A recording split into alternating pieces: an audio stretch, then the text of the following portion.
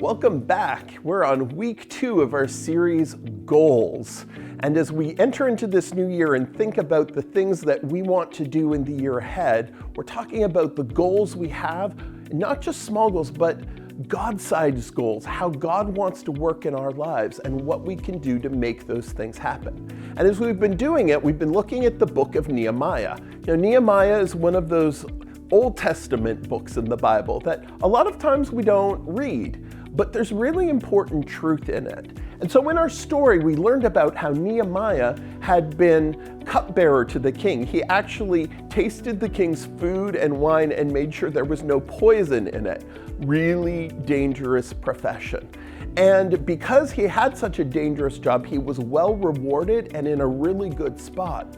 But then his brother went back to the homeland of Jerusalem, where their people had originally been from before they were invaded and taken into captivity. And when his brother came back, he said, things are horrible there. The city is still in ruins. The walls are been knocked down. There's no city gates. Anyone who wants to attack it can. The people there have no safety whatsoever. And so Nehemiah set a goal that he wanted to see the walls of his hometown, his people's hometown, rebuilt. And so he went to the king and asked the king if he would give him permission and the materials he needed to be able to rebuild the walls. And the king said yes. Now in this story, last week we talked about how the pain of what his people were dealing with and the reality of what was going on inspired a God-sized goal for him, and how difficulties can sometimes bring about great goals. But this week we want to talk about the practical things of how you actually get to those goals that you make for yourself. How many of us have made goals and say, this is what I want, and it gets hard? I've sometimes set goals and said, I want to be healthier and lose weight. And then I realized that doing that means not eating out all of the time, junk food, and actually exercising. And then it's like, oh, exercise. I don't want to go to the gym. And when things get hard, you just give up on it. Sometimes it's, I want to get better grades for myself, but that means actually, studying and getting my work done ahead of time instead of just playing games or talking online with my friends. And when it gets hard, we stop. But when we have a plan in place and we have people and community around us supporting us, we're more likely to actually accomplish those goals. And the key thing about Nehemiah is we learned last week that he prayed. He believed that God had to help him with his goals, but he didn't just pray, he also made a plan. Now, sometimes we do this with God. We say, oh God, I need to do better in school, please help me. And then God brings people around us to help us and encourage us and help us study, and then we don't do our part of things. But God wants to work with us and partner with us. And Nehemiah understood this. So although he had a God-sized goal and he spent time praying, knowing he couldn't do it without God's help, he also prepared and had a plan. So when the king asked Nehemiah why he looked so sad, Nehemiah had an answer to give him. When the king asked Nehemiah what he wanted, Nehemiah knew what he wanted and he had a request ready. The king wanted to know how long Nehemiah's journey would take to go and do what he had asked and return to him. Nehemiah had already done his research and had a timeline prepared. And since the king was so excited about this and was open to his ideas, he asked him if he needed anything. Nehemiah already had a list in place of requests of what he needed to rebuild the city, and the king granted it. So through this process, Nehemiah was praying, but he also just didn't sit back and wait for God to do everything. He did his part to partner with God. God prepared the heart of the king, but Nehemiah had a strategy in mind and ready. So what are the things in your life that you want? What changes do you want to make this year in your life? And what are the things that you need to make that happen? So one of my goals this year has been to be healthier. And I really want this to happen. So I'm not just sitting back going, oh, I hope I magically lose weight and that my muscles get stronger. I've made some decisions in my life and said, hey, when I go to the grocery store, I'm going to have a grocery list prepared ahead of time and only buy the things on that list and not a whole bunch of sugary sweets. One of the places where I found that I needed to make change was I was eating out a lot in restaurants and eating a lot of junk food at them. So I've decided I was going to make my own lunches and bring them with me places. But that means I actually had to prepare ahead of time and make sure that I had a lunch to take.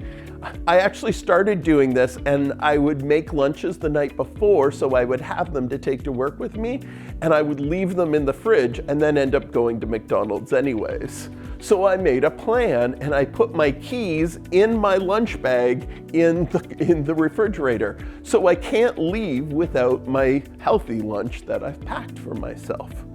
When we set goals and have a plan of how to do it, we have better chances of succeeding.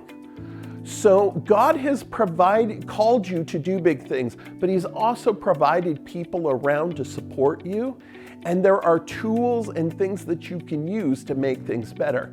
And when you put those things in place, you're going to be more likely to succeed. Now, to demonstrate this, I've asked two of my friends here at the church to help me out. So we've set a goal for them of seeing how many Cheerios they could stack on top of each other in a tower. Now, the first one we've asked is Leah. She doesn't know what she's going to do. We're just going to give her a bowl of Cheerios and a table and tell her to stack as many of them on top of each other and see how high of a tower she can build. Let's see how she does. Go.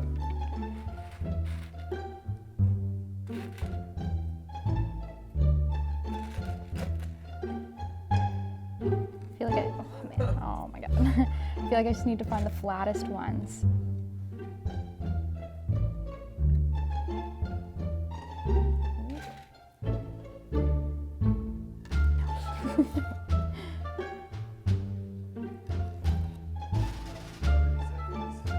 This is not gonna happen.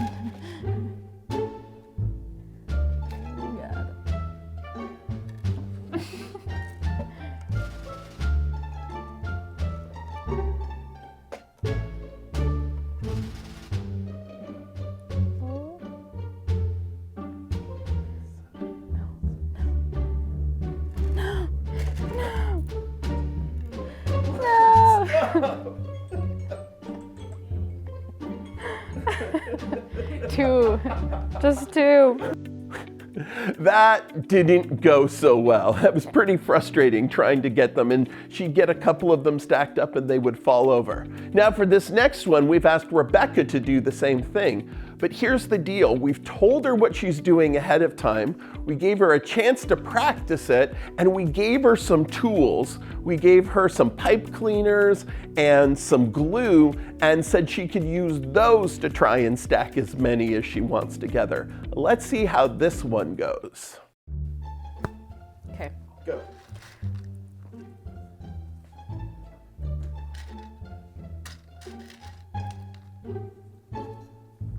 Come on.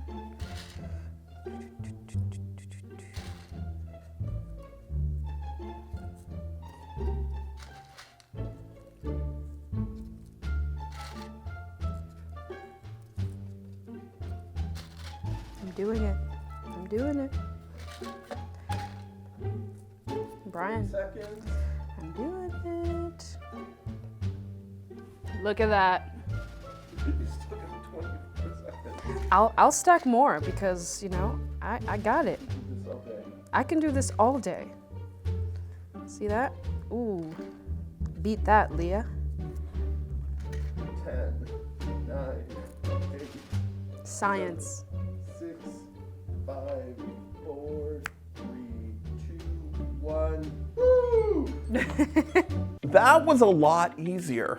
And in our lives, we are more likely to succeed when we have the tools that we need, the support that we need, and we have a plan in place to get there. So, what is your goal? What is your dream? What do you need to get there? Part of being in a group like an affinity group like this is we want to support each other and hold each other up. We can do that in a lot of ways. If we talk about our goals to our community, they can encourage us and remind us of them. So I have friends that know about my goals this year, and when we get together, they ask me how they're going. I've also found, right now I can't go to the gym because COVID, but when I was going to the gym before, I found out when I had someone else and we would say, let's meet together at the gym, I was more likely to go, because when my alarm goes off and I'm just like, oh, I don't want to get out of bed. If I know that I'm meeting my friend Jason there, he's going to give me a hard time if he gets there and I'm not there, and it inspires me to do it. So as a community, we can encourage each other and help each other meet our goals. Couple questions to think about as we discuss in our small groups. Number one, do you have a goal? Share your goal with your small group. Then tell us which of your God-given abilities and interests can help you make that goal happen. So if you are really passionate about, you want to see more people included, then maybe one of your talents is that you can do artwork that will inspire people to be more inclusive. Or maybe you're an extrovert and you can invite people to be part of your affinity group. So share what you're passionate about and share what abilities you have that you think God wants to use. What in your goal can't you do by yourself? Who do you know that can help you achieve it? Can the people in your group have skills that can help you? Are there other adults you know that can mentor you? Maybe ask your group leader if they know other people that could help you on your goal. Is there anything you need to accomplish your goal that you don't already have? Brainstorm in your group what things you need. So what is one God-sized goal that you want to focus on this week? And talk to your group about it, and next week we'll come back and talk about it again in your groups.